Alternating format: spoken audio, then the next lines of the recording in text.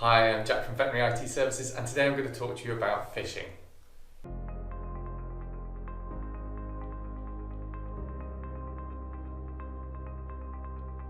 Phishing is when hackers utilize email as a medium to essentially extract confidential information from yourselves by normally acting as a personal authority.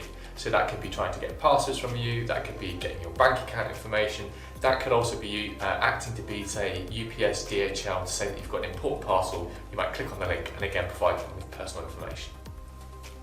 So one example of a phishing attack that happened to a practice quite recently was when an email was sent from a referring veterinary clinic, and in essence what happened was within the email it contained the information of the referral, but to get this information they had to click on a link.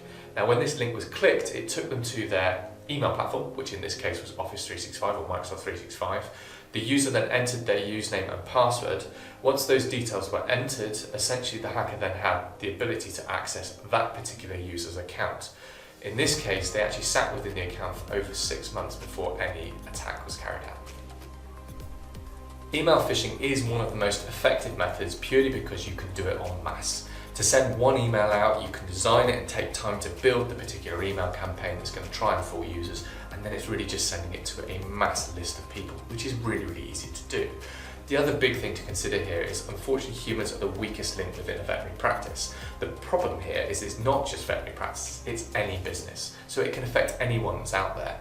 Now, the big thing that is a big threat for you guys is the fact that in your organisation, generally people are under high pressure, whether it be the vets doing multiple consultancy sessions or surgery, or whether it's receptionists and they might be dealing with multiple inpatients, so people coming in, registering them, answering the phone, also dealing with emails. The key thing here is that these people generally are not trained on what to look out for, so it is a bit of a problem and a high risk, but also they're under immense pressure. So all they're going to do is they're going to see an email come in, they might feel that it's important, they click on the link, and unfortunately it's then too late.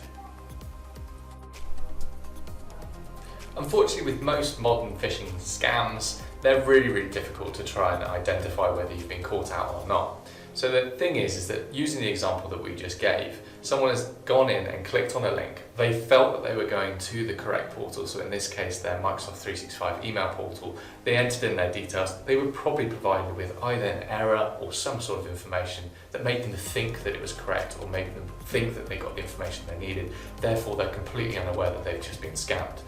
That and the fact that hackers, they generally will attack after a couple of weeks, if not months in this case. So I think the example I just gave was 6 months. The hackers sat in the background collating information and then using that information to then go and target their next victim.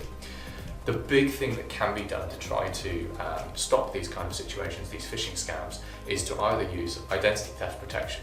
What that is it basically is where cyber analysts will scan the dark web, which I will explain another time because it's quite a big subject, but they scan this place of where hackers generally reside and they share information. And whenever the details for your organisation pop up, it's then flagged to organisations like us for us to then be able to act and do something to try and prevent damage from phishing scams and attacks. The other key thing, and the biggest thing you can do, is to train your users on what to do and show them the importance of how bad phishing scams can be.